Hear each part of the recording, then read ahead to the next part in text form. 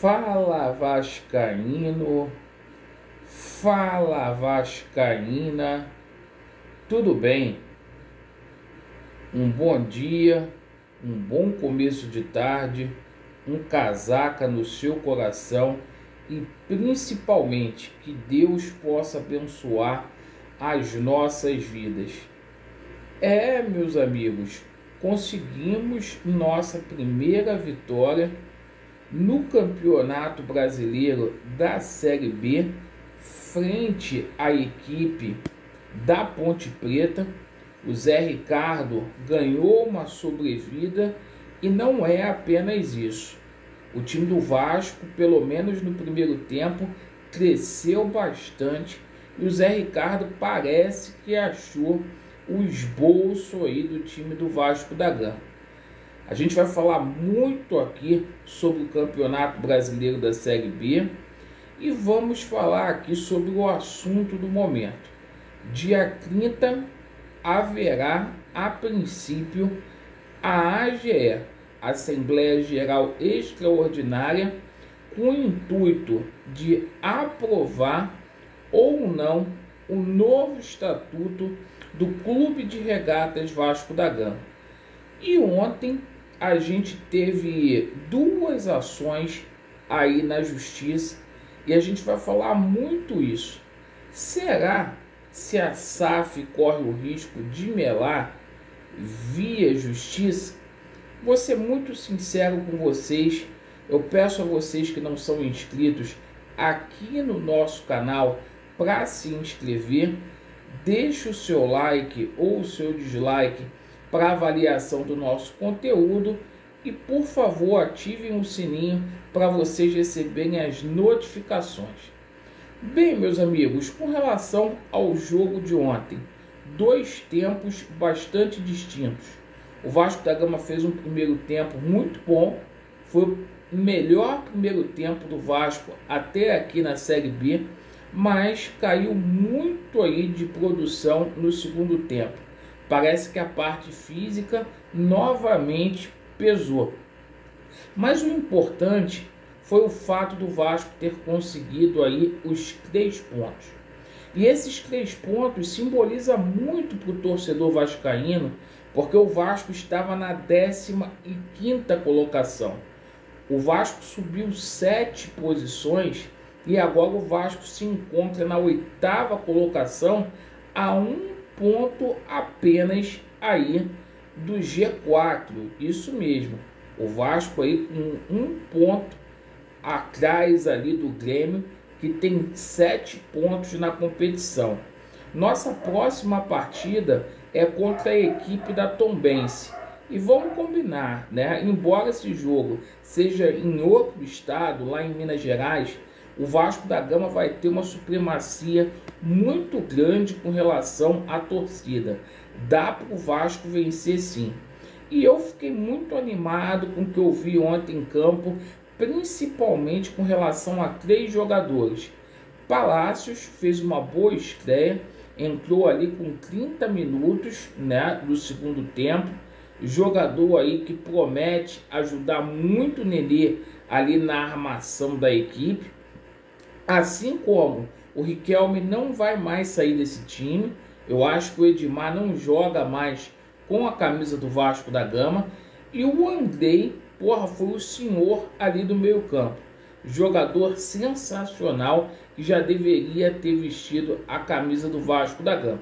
Além do Raniel, que conseguiu aí também o seu 9º gol na temporada. Então, sorte aí para o Vasco da Gama. Domingo tem uma nova batalha lá na cidade de Tombos. Agora falando aqui do extracampo. Ontem a gente tomou conhecimento aí, primeiramente, né, que a AGE, né, foi judicializada a situação da SAF.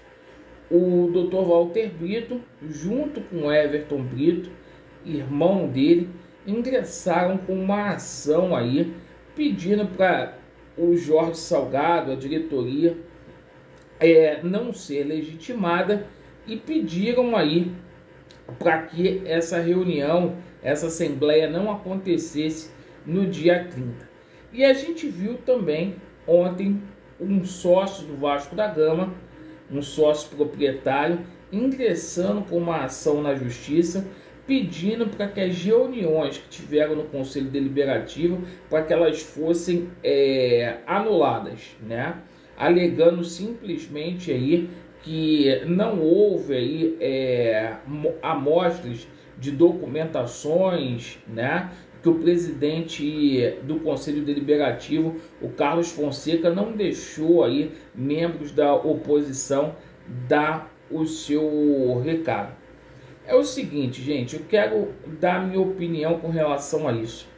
O direito do Dr. Walter Brito, né, é muito bom, ninguém questiona isso, é uma peça que é muito bem fundamentada. Mas eu quero perguntar para você, torcedor do Vasco, tá? Vocês acham que a Justiça do Rio de Janeiro, que foi conveniente, que foi cúmplice com esse golpe, você acha que eles vão anular a reunião aí, a votação da AGE? Não vão anular, gente, com todo respeito, certo? Existe o nosso querer e existe a razão. A razão nos diz que há um complô aí na Justiça do Estado do Rio de Janeiro. A gente viu muito claramente isso aí na ação dos Templários, e as pessoas que simplesmente colocaram Jorge Salgado lá na cadeira vão vender o Vasco da Gama. A justiça vai vender o Vasco da Gama. Então eu acho que é o seguinte, o torcedor do Vasco tem que se preparar para as consequências. Quem pode vetar isso é somente os sócios do Vasco da Gama. Não acredito que vá acontecer alguma coisa na justiça aqui no âmbito da esfera do Tribunal de Justiça do Estado do Rio de Janeiro. O sócio do Vasco da Gama é que tem que resolver. E é o seguinte, se o sócio disser não, o torcedor precisa pensar, o clube precisa pensar nas consequências. Jorge Salgado tem um plano B para o Vasco da Gama? Sim ou não? Se isso ser aprovado, é um caminho sem volta.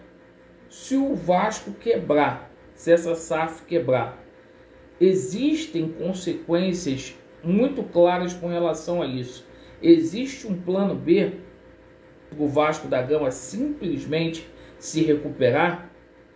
São essas coisas que a gente tem que questionar. E eu acho o seguinte, né? Todo esse processo da SAF no Vasco da Gama foi muito mal feito, eu já falei aqui, foi muito apressado e corrido por uma diretoria que não tinha e não tem competência nenhuma, além de legitimidade, certo? Para poder justificar a sua incompetência, não tinha planejamento, procuraram vender o Vasco da Gama. Então, meus amigos, esse era o vídeo que eu fiz aqui para vocês. É a minha opinião, as pessoas têm que respeitar isso. O comentário está aberto aí para que vocês também deem a sua opinião. Obrigado pela sua atenção.